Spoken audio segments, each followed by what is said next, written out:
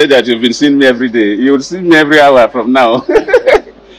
I've been involved in a number of things in West Africa and in Africa. In fact, tomorrow I'm going to Kenya.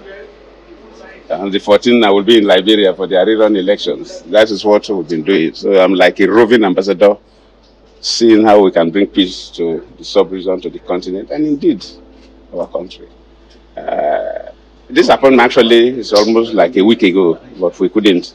And today, it now coincided with the judgment of the Supreme Court yesterday. So it was an opportunity for me to also to congratulate Mr. President, and we talked a lot about the country. And so you'll soon see me, because there are certain things we discuss that the country must move forward. And elections are over, so we must move forward. I think I agree with Goodluck Jonathan. Politics is over. Now it's time for us to concentrate on governance, right? Of course, you know that politics is what leads you to governance. Elections are over. It's okay for us to begin to talk about it. Court of public opinion will continue to exist, even though the APS Court of Justice has legitimized the government of Bola Tinubu. We will continue to talk about it because we want to use that to foster a better strategy for other elections, not just 2027, but of course there are other off seasons, off calendars elections. However, my query on this particular video is the fact that Jonathan said we must move forward, and that I have a problem with, because where we are headed right now, if we move forward with it, we are going to destruction. I think it is high time that we called Bola Tinubu and his team together to halt the process, stop this vehicle. The control button of this country should be formatted or reset. There should be a press of reset currently, because where we are headed to now is destruction and doom right now, and that's a fact.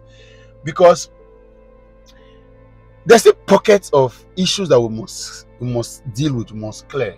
There's pocket of tribalism, pocket of ethnicism, pocket of bigotry, pocket of favoritism, pocket of nepotism, and several pockets of unmerited qualifications even in the highest places, right?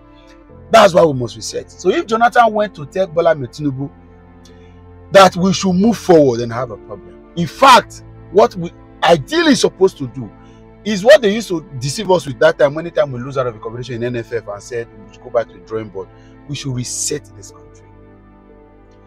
Goodluck Jonathan, I agree with you. Politics or elections are over. It's time for governance. But I do not agree with you saying move forward, because if we move forward right now, we are moving forward in the wrong direction. We don't even know where this country is headed. As I talk to you, but I know that this is the wrong path we are towing. We must reset this country. If there is any hope at all of gaining any form of solutions to our problem, the resetting is it. And I'm telling you, in all directions, economically we need to reset, right? We need to.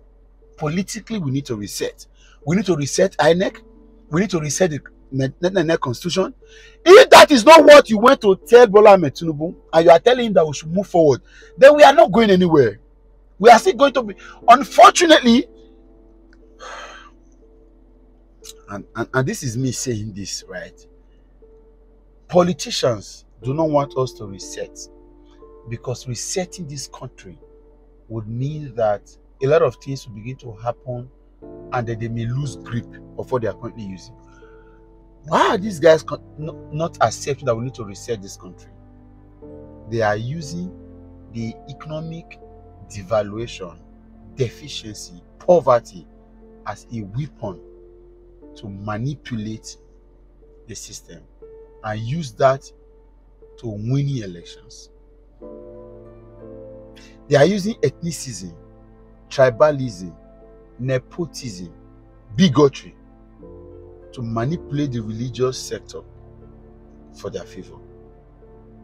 Unmerited appointment, not properly formed characters are being given certain levels of jobs and contracts.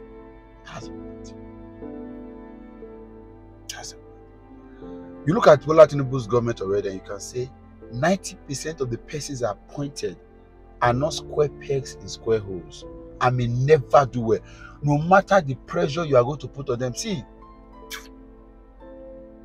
I don't blame Jonathan. He himself refused to understand while he was president of the need for us to have reset. It took Jonathan months to leave office. that he called for a national confab.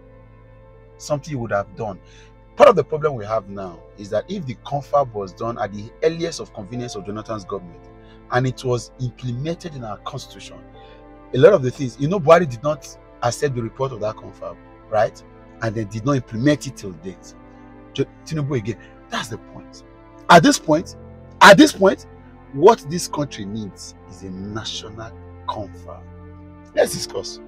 Do we still want to have this country? I know it's difficult for anybody, any president to want to lose grip of not having the whole country at his disposal. But we should go back to the drawing board and discussing what exactly do we want in this country. Like to discuss resource allocation, resource control. Are there agitations? Are these agitations genuine? Can we resolve them? All these pockets of appointment from several regions will not solve the problem because it doesn't flow down.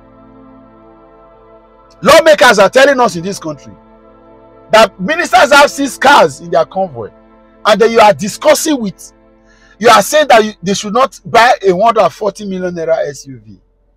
We need to reset this country. And at some point, until we do that, there will be no hope. Goodluck Jonathan, take this message back to Bola Ahmed Tinubu. Reset. Format. Not move forward.